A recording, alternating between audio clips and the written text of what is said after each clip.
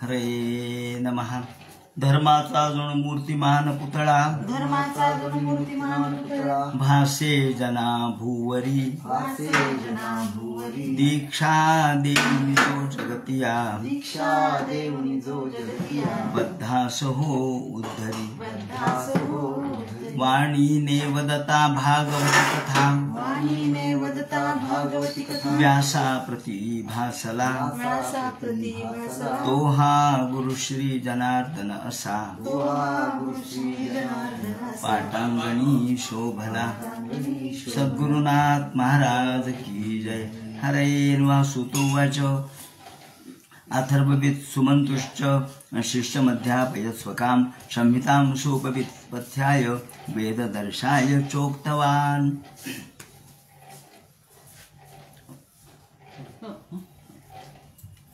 सूत शौनकादिकाला सांगू लागले आणि या ठिकाणी सूतानी शौनकादिकाला तत्वज्ञान सांगत असताना अथर्ववेदाच्या संहिता सांगितल्या. अथर्ववेदाच्या अनेक संहिता, त्यांच्यापैकी चरक याचा विचार आपण काल केला. त्यानंतर वैशंपायन हारितो षड्वरी पुराणिका इमे. वैशंपायन जे होते ते याज्ञवल्क्याचे गुरु होते. तेव्हा वैशंपायन आणि याज्ञवल्क्य यांची कथा काल आपण सुरू केलेली होती. वैशंपायन यांनी यजुर्वेद हा शिकवला याज्ञवल्क्याला, परंतु एका सभेमध्ये वैशंपायनाला यायला उशीर लागला आणि त्यांच्याकडून वाद हत्या झाली. शब्द पाळला गेला नाही, म्हणून यावेळेला याज्ञवल्क्यांनी ती सभा सुरू केली. हे कळाल्यानंतर त्यांनी शाप दिला की तू ज्या अर्थी माझा शिष्य असून माझ्यासाठी थांबला नाही, माझा अधिक्षेप केला, त्या अर्थी तू माझं सगळं ज्ञान परत दे. घेतलेला सगळा यजुर्वेद त्यांनी परत दिला. आणि याचं कारण असं ठरलं होतं की त्यांच्याकडून बालहत्या घडली होती. त्यांच्या भाच्याचा मृत्यू त्याच्या पायाखाली चिरडल्यामुळे झाला आणि इकडे ब्रह्महत्या झाली, बालहत्या झाली. आणि यामुळं तिथून पुढे याज्ञवल्क्य आणि वैशंपायन जरी मामा भाचे असले तरी त्यांचा संपर्क तुटला आणि तिथून हे संघर्ष सुरू झाला. यजुर्वेद ऋग्वेद हा संघर्ष तिथून सुरू झालेला आहे. असो, याप्रमाणे या वैशंपायनाकडून घेतलेला जो यजुर्वेद आहे तो कृष्ण यजुर्वेद होता. तो त्यांनी ओकून टाकला. त्यातून तित्तीर पक्षांनी ते ग्रहण केलं आणि त्यातून तैत्तरीय शाखा झाली. आणि पुन्हा याज्ञवल्क्यांनी सूर्याला अगदी भर 12 वाजता मध्यांतर काळात किंवा माध्यान्दिनच्या काळात, दिनमध्यांच्या काळात त्यांच्याकडून घोड्याच्या रूपाने सूर्याने हा वेद यांना दिला. तो शुक्ल यजुर्वेद मानला जातो. याप्रमाणे हा अयातयामय म्हणजे ताजा आहे. याप्रमाणे याज्ञवल्क्याच्या बाबतीत एक कथा सांगतात की सुप्रिय नावाचा राजा होता आणि हा राजा, त्याला अनेक दिवस संतान नव्हतं, म्हणून त्या राजांनी 12 ब्राह्मणाच्या द्वादशीचं व्रत सुरू केलेलं होतं. याप्रमाणे दर द्वादशीला ब्राह्मण यायचा, त्यांच्या घरी जेवून जायचा.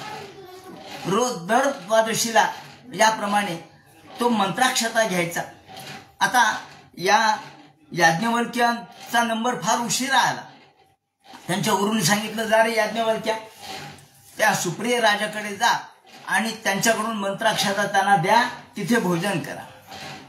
हे गेले पण दैवयोग काय असतो असं त्यांनी सांगितलं. दैव असं की राजा गेला होता मृगयेला. राजाला काय वाटलं आज मृगयेला जावं, म्हणजे दर द्वादशीला ब्राह्मण येतात, आजही येतील.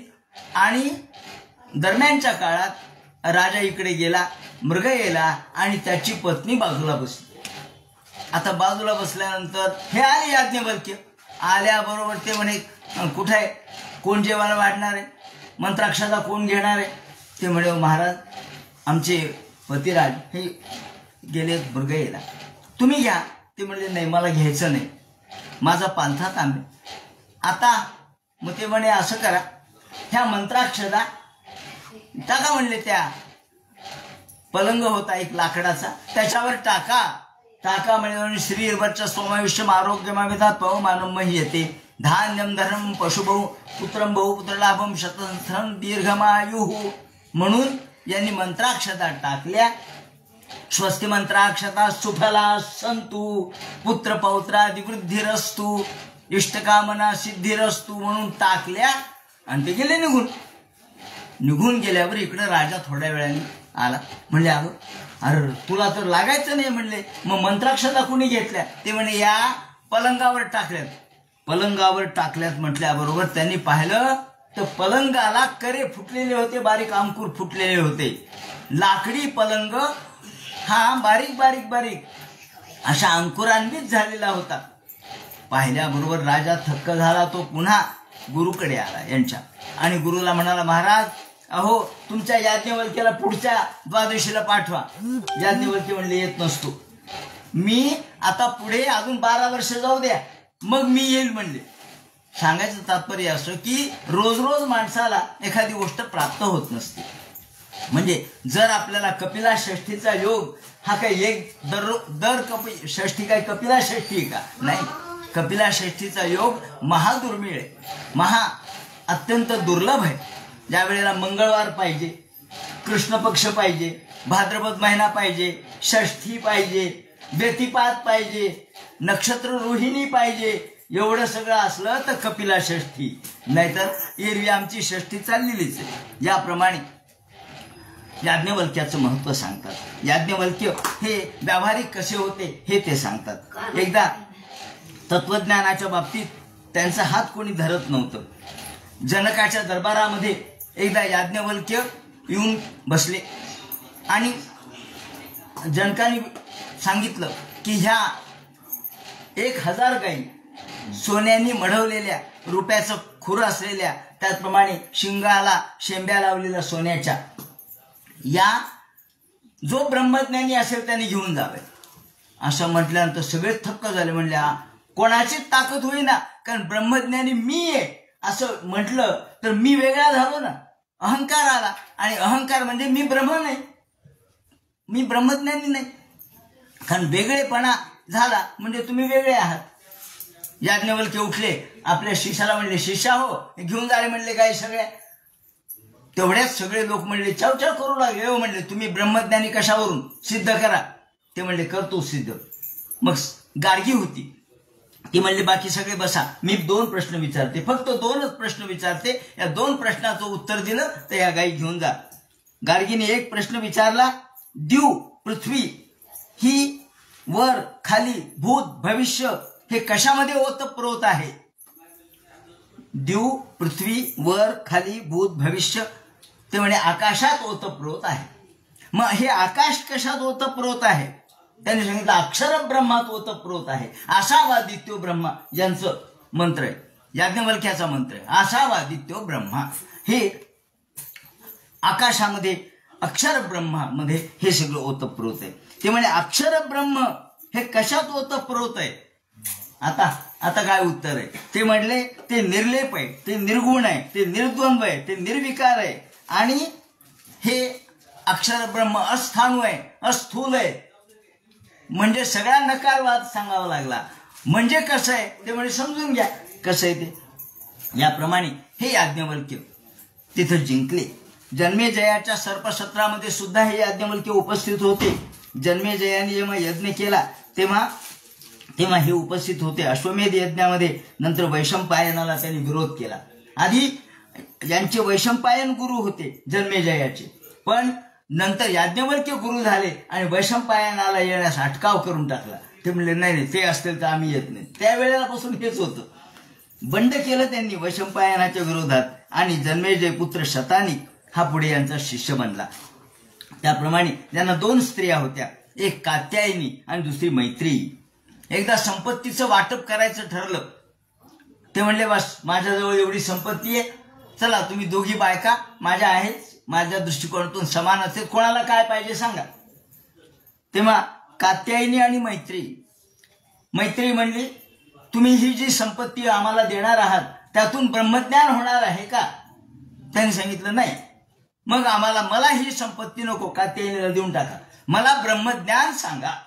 ब्रह्मज्ञानाची मी अधिकारी आहे. अमरत्व कशात आहे तर ज्ञानात आहे. आत्मा वा अरे श्रोतव्या मंतव्या निधी ध्यासितव्या, याप्रमाणे हे त्यांनी सांगितलं. आणि मग आत्मानो शेवटी त्यांनी हे सांगितलं तत्व की आत्मनस्तु कामाय सर्वं प्रियं भवती. माणसाला आत्मा जास्त प्रिय आहे आणि आत्मा प्रिय असल्यामुळं माणसाने स्वतःच्या आत्म्यावर माणूस जेवढा प्रेम करतो तेवढा कोणावरच करत नाही.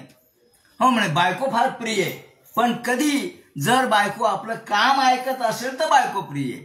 ते म्हणतात भार्या प्रिया भवती आत्मनस्तु कामाय भार्या प्रिया भवती, आत्मनस्तु कामाय पुत्रं प्रियं भवती.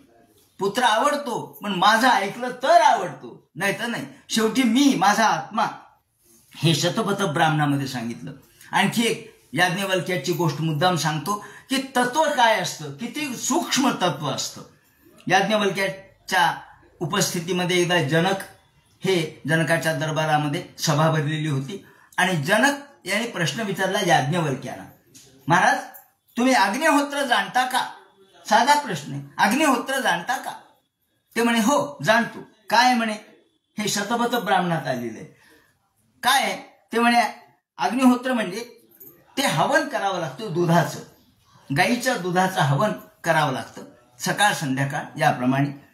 मग दूध नसेल तर, आता मग जनकाचा प्रश्न, दूध नसेल तर काय? ते म्हणे भात किंवा यव हे चालेल, त्याचं हवन करावं.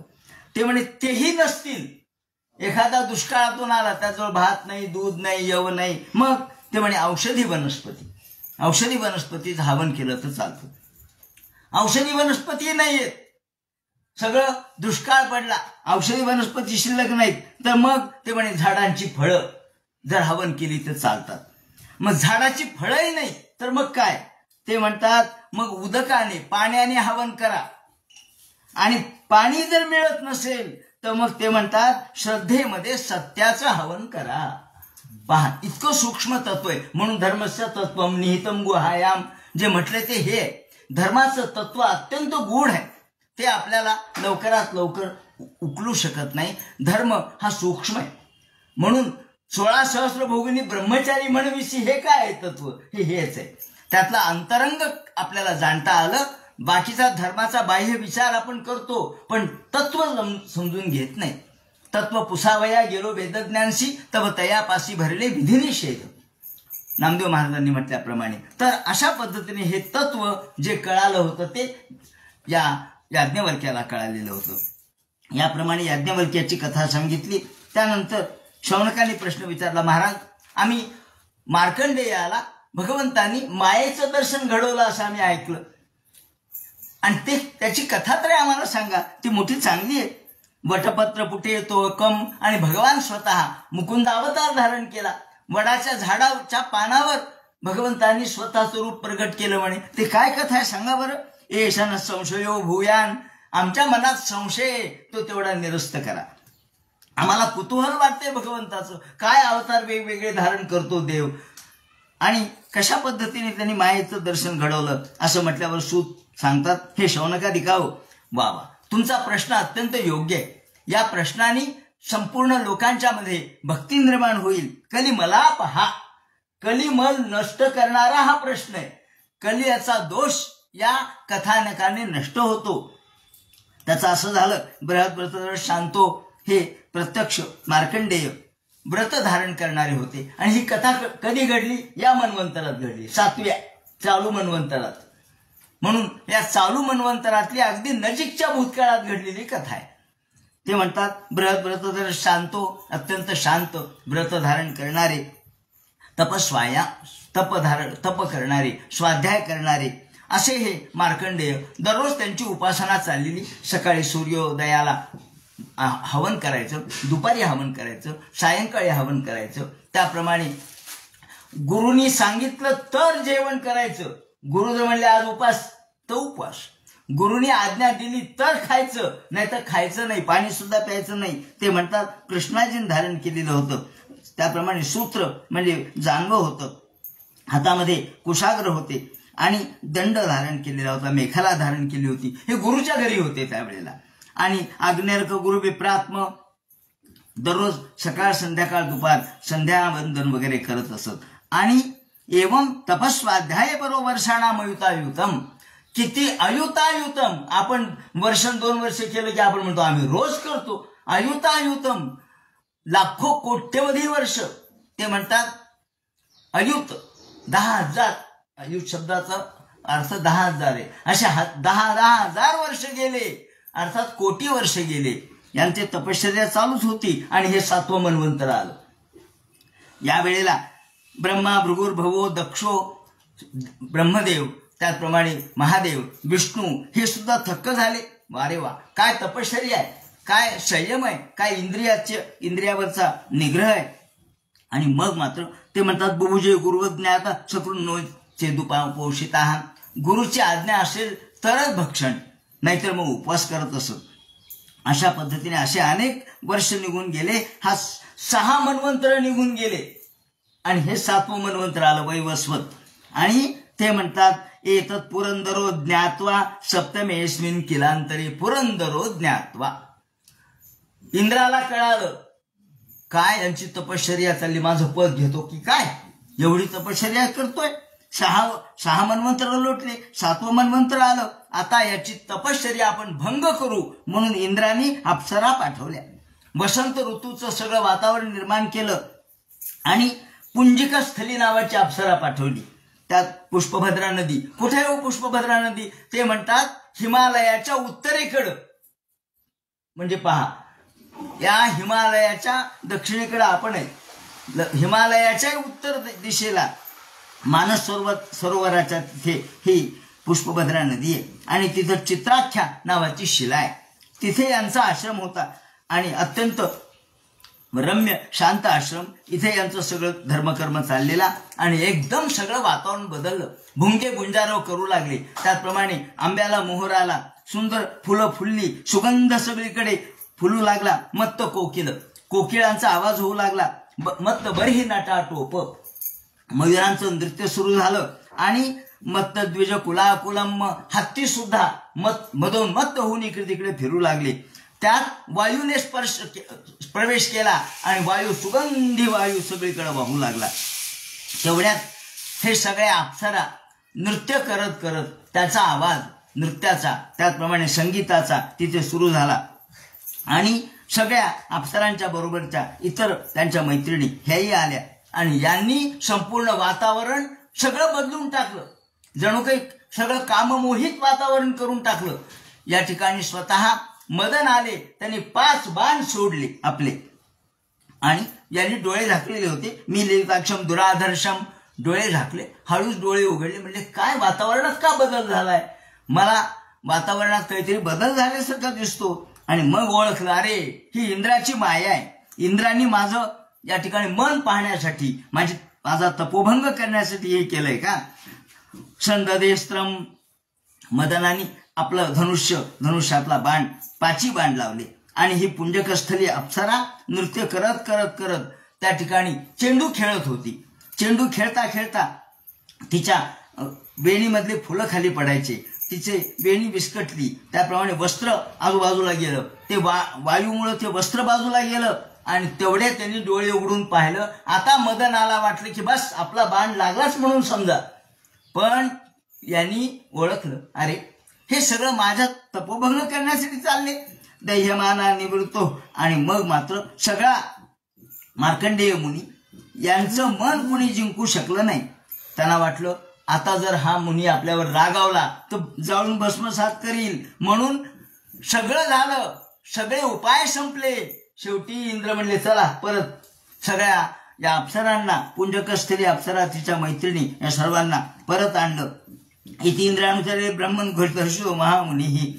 तरी सुद्धा यांचं मन बिघडलं नाही. त्यांनी सांगायचं. या वेळेला प्रत्यक्ष नरनारायण हे त्यांना प्रसन्न झाले. वारे वा वा, तुझी तपश्चर्या मी पाहिली. तुझ्या तपश्चर्येमध्ये तुझी एकनिष्ठता, एकतानता, मनाचा निश्चलपणा, शांतपणा हा सगळा पाहिला. आता मी तुला प्रसन्न झालो. हे कसे होते त्याने वर्णन. तौ शुक्ल कृष्ण 2, एक पांढरा आणि एक सावळा. म्हणजे गोरा रंग आणि सावळा रंग असे 2 जण आहेत. म्हणून नर नारायण असे दोघ जण आहेत. म्हणून अर्जुन आणि कृष्णाला नरनारायण म्हणतात. नवकंजल रोचनो दोघं आले आणि त्यांनी हातात कमंडलू धारण केलेला होता, दंड धारण केलेला होता, त्याचप्रमाणे अक्षमाला होती, वीणा होती आणि पद्माक्षमाला मुलितम जंतुर्मार्जनम. प्रत्यक्ष वेदाचं स्वरूप हे 2 जण समोर आल्याबरोबर तपत तडद वर्ण पिशंग रोचिषा, त्यांचं वस्त्र मोठं झळकत होतं विजेप्रमाणे. त्यांना पाहिल्याबरोबर यांनी नमस्कार केला आणि हृष्टो माशुम पूर्णाक्षो, एवढा आनंद झाला, डोळ्यातून घळघळ घळघळ अश्रुधारा येऊ लागल्या. त्याचप्रमाणे अंगावर रोमांच उभे राहिले आणि हात जोडून उभे राहिले मार्कंडेय. उत्थान, कोणी मोठा माणूस आला म्हणजे आपण हात जोडून उभा राहतो, याप्रमाणे उत्थान दिलं आणि त्यांना त्यांची स्तुती केली. गद्गदाक्षरही त्यांची स्तुती मार्कंडेयाने केली. महाराज, तुमचं रूप काय वर्णन करावं, तुम्ही खरं म्हणजे मोठमोठ्या योग्यांना दुर्लभ आहात आणि आज तुम्ही माझ्या समोर उभे राहिलात, माझ्या समोर प्रत्यक्ष रूपाने प्रगट झालात, मला दर्शन दिलं, खरोखर मी धन्य झालो. नारायणाय ऋषे नरोत्तमाय, हे नारायणा तुम्हाला नमस्कार असो, हे नरोत्तमा तुम्हाला नमस्कार असो. हंसाय संयते गिरे, तुम्हीच हंस स्वरूप आहात. जे ब्रह्मदेवाला ज्ञान हंसाने सांगितलं ते तुम्हीच आहात. तेव्हा निगमेश्वराय, संपूर्ण वेदाचं सार म्हणजे तुम्ही आहात. याप्रमाणे तुमच्या मायेने हे सगळं विश्व भ्रमित होतं. त्याने सांगितलं, हो तुझी काय इच्छा आहे सांग. त्याने सांगितलं, महाराज इच्छा माझी काहीच नाही, फक्त एक विनंती आहे. म्हणजे काय, मला तुमची माया पाहायची आहे. कारण इंद्राची माया तर पाहिली, इंद्राच्या मायाने की बाधित झाले नाहीत. तुमची माया काय ती मला पाहिजे. या दर्शनम निगम आत्मरः प्रकाशम, तुमचं दर्शन विफल जाणार नाही, मला मायेचं दर्शन घडवा, हरकत नाही मिळाली. तथास्तु म्हणून हे अंतर्धान पावले आणि नंतर बरेच दिवस झाले, काय दुसऱ्या दिवशी झाला असं काही नाही, बरेच दिवस झाले हे वाट पाहत होते आपल्याला मायेचं दर्शन कसं घडेना. सुतो वाच संस्कृत भगवानीचं मार्कंडेयन धीमता नारायण पिता हम वाट पाहत राहिले की आपल्याला मायेचं दर्शन भगवान देतो म्हणाले, कधी देणार आहेत. आणि वाट पाहत अनेक दिवस गेले आणि एकदम अचानक, काही मागचा पुढचा संबंध नाही, संपर्क नाही, काय होणार आहे काही माहित नाही, एवढ्यात पुष्पभद्रा नदीच्या तटाकावर बसले होते. उपासीनस संध्यायाम, नेहमीप्रमाणे संध्या चाललेली होती आणि एवढ्यात प्रचंड वारा, एवढा वारा सुटला की मोठमोठे झाडं उमळून पडले, समुद्राच्या लाटा उसळल्या, संपूर्ण पृथ्वी समुद्राने व्याप्त करून टाकली. बाबा बाबा बाबा, हे काय लाटा आहेत, काय समुद्र आहे, काय पाणी आहे आणि काय वायू आहे. तम चंड शब्दम समुदीरयंतम बलाहका अनभवन कराला, आणि मोठमोठ्या लाटा सगळ्या गिळंकृत करू लागल्या आणि तेवढ्यात संपूर्ण पृथ्वी आता नष्ट होती की काय असं वाटू लागलं. महाभयावर गंभीर घोषा, आवाजही मोठा होता, त्याचप्रमाणे त्या लाटांचा आवाज, त्याचप्रमाणे त्याची क्षमता, वाऱ्याची क्षमता. क्षमा तलमाग्रसात, क्षमा म्हणजे पृथ्वी आता गिळंकृत होती की काय असं वाटू लागलं. आणि त्यामध्ये बरोबर या समुद्रामधल्या लाटा म्हणजे साध्या आहेत का, त्यावरती अनेक मोठमोठे तिमिंगेल आहेत, मोठमोठे मासे, देवमाशासारखे मोठमोठे मासे आहेत, मोठमोठे हे नकर आहेत, मगरी आहेत, सुसरी आहेत आणि समीर वेगोर्मी भिरू नक्र महाभयावर्त गंभीर घोषा. आणि सगळीकडे पाहता तर त्यांच्या डोळ्यांनी फक्त पाणीच पाणी दिसू लागलं. म्हणजे हे काय, आकाशापर्यंत पाणी लागलं आणि एवढा पूर्ण वारा मी कधीच पाहिला नाही. एवढ्या चुटपरी तो तहान लागली, भूक लागली, किती दिवस हा वारा आणि किती दिवस हा पाण्याचा प्रवाह होता, पण भूक लागली, काही कळेना. पाणी समोर आहे पण प्यायला पाणी नाही, समुद्राचं खारं पाणी. क्षुत्रुट परी तो मकरे तिमिंगिलई, आणि मोठमोठे मकरी, मोठमोठे तिमिंगिल मासे त्यांनी पाहिले. आणि क्वचित गतो महावर्त, कधी कधी आता त्यांची तर झोपडी बुडालीच, ते स्वतः बुडाले आणि त्या समुद्राच्या आतमध्ये मोठमोठे जे आवर्त होते, ज्याला आपण भवरे म्हणतो, ह्या सगळ्या भवऱ्यामध्ये ते फिरू लागले. आता पोहणार होते, पोहणार जरी असले तरी भोवऱ्यात अडकल्यावर काय गरगर गरगर फिरायचं की बाहेर दुसरीकडे, दुसऱ्या भोवऱ्यात, तिसऱ्या भोवऱ्यात, अशा पद्धतीने भोवऱ्यातून दुसऱ्या भोवऱ्यात. क्वचित गतो महावर्तय तर लयच ताडीत आहा. कधी कधी वरती यावं, पुन्हा खाली जावं, पुन्हा लाटांनी पलीकडे फेकावं त्यांना. क्वचित शोकम क्वचित मोहम, दुःख वाटू लागलं. अरे काय अयुतावजुत वर्षानाम, यालाही 10,000 वर्ष होऊन गेले, फिरतातच आहेत. आणि मग मात्र फिरता फिरता फिरता एकदम एवढ्या सगळ्या प्रचंड पाण्यामध्ये काही नाही, यांना सुद्धा तो नाकातोंडात पाणी जायची वेळ आली, मरायची वेळ आली. तेवढ्यात एक वडाचं झाड, त्याचं पान दिसलं. झाड तर कुठंच नाही, पण पान दिसलं. अरे, आणि त्या पानावर एक छोटस बालक, 2-3 वर्षाचं हे बालक. अरे, एवढ्या मोठ्या प्रचंड समुद्रात माझी ही अवस्था व्हायली, ह्या बालकाचं काय होईल? शयानम पर्णपुटे ग्रसंतम प्रभयातमः. आणि मात्र चमचम चमचम करत होतं. त्याच्या आजूबाजूला सगळीकडे प्रभा पडलेली होती, सगळा अंधकार दूर करणारे त्याच्यावरती त्याच्या अंगावर अलंकार होते. महामरकत श्यामम, सगळ्या प्रकारचे मणी अंगावर धारण केलेले, अलंकार धारण केलेले, श्यामल रंगाची मूर्ती होती आणि सुंदर नाक होतं. त्याप्रमाणे कमळाप्रमाणे कोमल अंग होतं. कंबुर्गिम महोरस्कम सुना समसुन भ्रमम. आणि तेवढ्यात त्यांना वाटलं आता याला वाचवावं, म्हणून हे जवळ गेले. म्हणले अरे अरे अरे, हे पोरग बिचार इतकं लहान आहे. त्यांनी आपला उजवा पाय तोंडात घातला होता आणि त्याचा अंगठा चोखत होतं. अरे अरे, बिचार निष्पाप बालक, त्याला काय माहिती या समुद्राची अवस्था. समुद्रामध्ये जर गटांगळ्या मी खाऊ लागलो तर हे नक्की मरेल. आता लवकरात लवकर वाचवावं म्हणून धावत धावत पोहत पोहत लाटा बाजूला करत करत तिथपर्यंत गेले. आणि त्यांनी जे श्वास घेतला ते त्या मुलाच्या नाकामध्ये मार्कंडेय गेले. अरे, आणि पुन्हा म्हणाले कुठे गेले हे पोरग, कुठे गेलं ते वडाचं पान, कुठे गेलं? जे पुन्हा शोधत राहिले तत्रापेदो नस्त मचष्ट कृष्ण शो. अरे, कुठे गेले म्हणले हे पोरग, मला आता दिसत होतं. आणि मोठमोठे द्वीप दिसू लागले, समुद्र दिसू लागले, त्याचप्रमाणे वन दिसू लागले, मोठे देश दिसू लागले. म्हणजे मी आलोय कुठं? आतापर्यंत पाणी होतं, आता तर सगळे समुद्र, देश, वनन, उपवनन, हे काय? मी कुठं आलो? हिमालयम पुष्पवाहनच ताम नदीम. आणि मग भगवंताला वाटलं आता फार दिवस झाले आपल्या पोटामध्ये मार्कंडेय ऋषी गेलेले, त्यांना बाहेर काढावं. खूप दिवस झाले. एकदम भगवंतानी आपल्या नाकातून त्यांना बाहेर काढलं. बाहेर काढल्याबरोबर अरे म्हणजे पुन्हा पुष्पभद्रा नदी जागची जागी. अरे, माझा आश्रम तर मला पुन्हा दिसू लागला. हिमालयम पुष्पवाहनचताम नदीम, तोच आश्रम, तीच नदी. आणि आश्रम तर बुडाला होता, तो आता पुन्हा कसा दिसायला लागला? आणि तीच नदी, ती नदी तर समुद्रमय झाली होती. आपला आश्रम दिसला. निजाश्रम तत्र ऋषीन पश्चात, याप्रमाणे. आणि वटन तत्पूर्ण पटे शयानम. आणि भगवान पुन्हा ते पान, अरे आलं काय पुन्हा हे पान, कुठून आलं?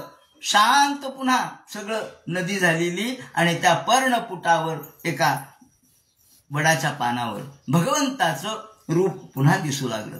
तेच महामरकत श्याम असणारा भगवान, अत्यंत सुंदर मूर्ती. त्यांना वाटलं आता या मुलाला आपण घ्यावं, म्हणून ते जवळ गेले. जवळ गेले की भगवान अंतर्धान पावले. जवळ जाईपर्यंत अंतर्धान सद्यो यदे हानी निर्मिता. अरे, हे पोरग कुठे गेलं? मग लक्षात आलं, अरे ही सगळी देवाची माया आहे, भगवंताची ही माया आहे. ही माया नदी काय? अहो, मोठमोठ्या मार्कंडेयांसारखी यांची ही अवस्था होते. आम्ही काहीच नाही. माया नदीचं वर्णन पहा ना, माऊलींनी कसं केलं 7व्या अध्यायामध्ये. काय महानदी आहे ती, किती भयानक माया नदी आहे. तिच्यामध्ये तिमिंगेलं कोणकोणते, राग, लोभ, क्रोध, मत्सर त्यांनी सांगितलेत. आणि त्याच्या पलीकडच्या तटाकावर जाणं किती मुश्किल आहे. तेव्हा तमन्वथ वटो ब्रह्मन. आणि मग भगवंताची प्रार्थना केली, देवा तुमचे हे रूप आम्हाला कळालं. आणि तेवढ्यात बरेच दिवस झाले, तपश्चर्या चालली होती. आणि अशीच तपश्चर्या चाललेली असताना इकडे शंकर पार्वतीला असं वाटलं, शंकराला, की आपण मार्कंडेयाला दर्शन द्यावं. म्हणून शंकर पार्वती सहवर्तमान आकाश मार्गातून येऊ लागले. भगवान म्हणतात, चल पार्वती, आपण माझ्या भक्ताला भेटू. ते म्हणे, कोण भक्त? म्हणे, मार्कंडेय. कुठे आहेत? हे काय पुष्पभद्रा नदीच्या तटाकावरती ते एक शिला आहे, तिथे ते थांबलेले. त्या आश्रमाच्या तिथे गेल्याबरोबर पार्वती म्हणली, हे तुमचे भक्त काय लंगोटी घातलेले? अहो, हे भक्त आमचे भक्त पहा म्हणे कसे आहेत, सोन्या नानांनी मढवलेले, अलंकृत. त्यांना कोणाला काही मागायची इच्छा नसते. आणि तुमचे भक्त हे त्यांना फक्त लंगोटी. तुम्ही एवढे भक्त आहेत, तुम्ही काही देत नाहीत त्यांना धन नाही देत, धान्य देत नाहीत, त्यांच्या इच्छा पूर्ण करत नाहीत. ते म्हणे, अगं ते काहीच मागत नाहीत. असं कसं म्हणे, मी येते. म्हणून पार्वतीसह भगवान शंकर आले. आल्याबरोबर शंकराला पाहता क्षणीच हे उठून उभे राहिले. यांनी शंकराची स्तुती केली, त्यांची पूजा केली. भगवान तद्विज्ञाय गिरीशो योग मायया त्रक्षम दशभुजम प्रांशु. भगवान 10 हाताचे दाखवले. या ठिकाणी 10 हात होते शंकराला आणि त्रक्षम 3 डोळे होते आणि अत्यंत सूर्यासारखी तेजस्विता होती. हातामध्ये शूल होता, खटवांग होतं, त्याप्रमाणे चर्माम या व्याघ्रांबर धारण केलेलं होतं. अक्षमाला होती, डमरू होता, कपाल होतं, अशी म्हणजे ढाल होती, धनुष्य होतं. आणि त्यांच्या समोर उभे राहिल्याबरोबर त्याने हात जोडले, नमस्कार केला, त्यांची स्तुतिस्तौत्य केलं. सूत म्हणतात, शौनकादिका हो एवं स्तुत स भगवान आदिदेव सतांगती. भगवान म्हणतात, हे तुमच्या स्तुतीनं मी प्रसन्न झालो. तुम्हाला काय वरदान पाहिजे ते मागा. ते म्हणाले, देवा मला काही वरदान नको. एका कवीने लिहिले ना, अन्य नको वरदान प्रभो माझं, अन्य नको वरदान. आणि असं म्हणून 50 गोष्टी मागून घेतात. मला दुसरं काही नको, मला हे दे, मला ते दे, मला बाकी काही नको, मला हे दे. अरे मग मागतो कशाला? बाकी काय राहिलं शिल्लक मग मागायचं? तेव्हा असं नाही, मला काहीही नको, हेच वरदान द्या. ते म्हणे, नाही पार्वती बघ म्हणे, तुला काय द्यायचं दे. पार्वती म्हणजे, अहो तुम्ही असं कसं काय करता? तुम्हाला वस्त्र, प्रावण, अलंकार, दाग दागिने, ही झोपडीच्या ऐवजी चंद्रमौळी झोपडी, चांगला आम्ही बंगला बांधून देतो. ते म्हणे, गरज नाही माते, मला याची गरज नाही. तुम्ही काय खाता? फळमुळं, आम्ही तुम्हाला 5 पक्वान्नाचं जेवण देतो. ते म्हणे, माते हे सगळं खोटं आहे, मला कशाची गरज नाही, मला फक्त तुमचा आशीर्वाद द्या. पार्वती म्हणली, वारे वा, काय कमाल आहे या भक्ताची. म्हणे, निरीच्छेत भक्त हे. भागवतकारांनी निरीच्छता फार महत्वाची मानली, म्हणून शेवटच्या अध्यायामध्ये सुद्धा निरीच्छतेला महत्व दिले. काहीही इच्छा नाही पण तरी भक्ती आहे. म्हणून श्रवणात दर्शनात वापी.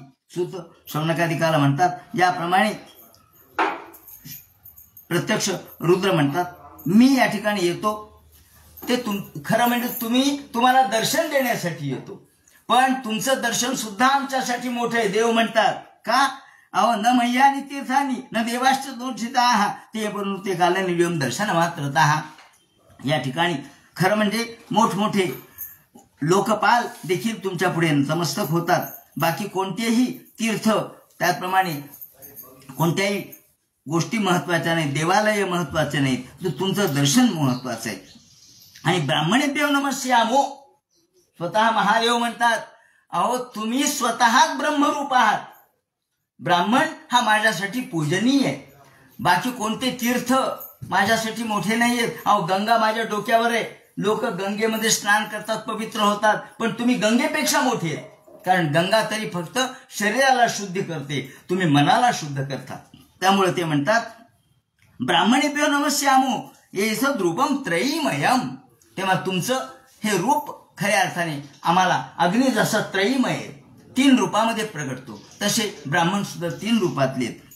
आणि तुमचं दर्शन, तुमचे श्रवण हे अंतःकरण शुद्ध करणारे. म्हणून हे ते म्हणतात, मार्कंडेया मी तुम्हाला दर्शन द्यायला आलो, पण खरं मीच तुमचं दर्शन घ्यायला आलोय. शुद्धेर अंत्यजस्तापी, अंत्यज सुद्धा शुद्ध होतात. ज्याप्रमाणे सूत म्हणतात, शौनकादिका हो, ही महादेवाने सुद्धा ब्राह्मणाची स्तुती केलेली आहे. आणि नंतर ते म्हणतात, नाही माझं येणं वाया जाणार नाही, काही ना काहीतरी तुम्ही मागून घ्या. कम व्रणेनु परम भूमन वरम तवदर्शनात. तुम्ही काहीतरी मागून घ्या, माझं येणं विनाकारण होणार नाही. आणि यद दर्शनात पूर्ण काम आहात, माझं दर्शन हे पूर्ण काम म्हणजे तुम्हाला निष्काम करणारं माझं दर्शन आहे, तुमच्या सगळ्या इच्छा पूर्ण करणारं माझं दर्शन आहे. सत्यकाम पुमान भवेत, सत्यकाम तुमच्या इच्छा सगळ्या परिपूर्ण करणारं. आणि म्हणून वर मागून घ्या. वरमेकम वृणोथापि पूर्णात कामाभिवर्षणात भगवत्युषतां भक्तिं तत्परेषु तथा त्वयि. ते म्हणे मागायचंच तर मी फक्त एवढंच मागतो, एकच वर द्या. वरमेकम वृणेथापि. जसे एक कवी म्हणतो की मला एकच पुत्र द्या, 1000 पुत्र मला नको. का? 1000 चांदणे आहेत पण त्याचा उपयोग काय? एकच चंद्र तमो हंता नच तारा गणोपीच. 100 पुत्र उपयोगाचे नाही, 5 पांडवच महत्वाचे. तसे वरमेको गुणी पुत्रो नच पुत्र शतान्य. 1000 पुत्र 100 पुत्र झाले म्हणून कोणी मोठा होत नसतो. एकच पुत्र द्या. एकच चंद्र तमो हंता नच तारा गणोपीच. तसं मला एकच वर द्या. कोणता? मला कधीही इच्छा होऊ नये हा वर द्या. आता मला इच्छा होऊ नये, कोणत्याच इच्छेमध्ये मी अडकून राहू नये. पूर्णात कामाभिवर्षणात, माझ्या अंतःकरणात कोणती इच्छा होऊ नये. आणि तुमची भक्ती मला अनन्य व्हावी, तुमच्या भक्तीमध्ये कधीच खंड पडू नये. भगवत्युच्युतां भक्तिं तत्परेषु तथा त्वयि. तुझ्यामध्ये माझी भक्ती अखंड राहावी. बस एवढा मला वरदान द्या. असं म्हटल्यावर सूत म्हणतात शौनकादिका हो, त्यांनी ऐकलं आणि ते म्हणाले वारे वा, तुम्हाला मी आशीर्वाद देतो, तुम्ही ब्रह्मवर्चस्वी व्हाल, संपूर्ण ब्रह्मज्ञानामध्ये तुम्ही श्रेष्ठ राहाल आणि पुराणाचार्यता स्तुते. तुम्हाला आजपासून मी पुराणाचार्य ही पदवी देतो. तुम्हाला त्रैकालिक ज्ञान प्राप्त होईल. म्हणून मार्कंडेय महाभाग सप्तकल्पांत जीवन, 7 कल्प जीवन आहे त्यांचं, या कल्पापर्यंत, या कल्पाच्या शेवटपर्यंत त्यांचं जीवन आहे. म्हणून आपण या जेव्हा वाढदिवस साजरा करतो, आजकाल मेणबत्त्या वगैरे लावतात किंवा विझवतात आणि केक कापतात, तसा नाहीये. आपली परंपरा आहे मार्कंडेयाचं पूजन करावं, मार्कंडेयादी सप्तचिरंजीवांचं पूजन करावं आणि त्यांच्याकडून आशीर्वाद घ्यावेत. कारण मार्कंडेय महाभाग सप्तकल्पांत जीवन आयुराभिवृद्ध्यर्थम प्रसिद्ध भगवन मुने. आयुराभिवृद्ध्यर्थम, माझे आयुष्य आणि या आमचं अत्यंत निरोगी जीवन लाभण्यासाठी तुमचा आशीर्वाद आम्हाला द्या, अशी प्रार्थना करावी लागते. कोणाला? मार्कंडेयाला. मार्कंडेयादी सप्तचिरंजीव आहेत. मग त्यात अश्वत्थामा आहेत, बली आहेत, व्यास आहेत, हनुमंत आहेत वगैरे, विभीषण आहेत. तेव्हा मार्कंडेयाचं विशेष महत्व आहे. याप्रमाणे सूत शौनकादिकाला म्हणतात, त्याला हा आशीर्वाद दिला आणि तिथून भगवान निघून गेले. यानंतर शौनकाने सांगितलं अथे ममर्थ पृच्छामो भवंतम बहुतमम समस्तत्रांतर्नि भवान भागवत तत्ववित. आता तंत्र सांगतात.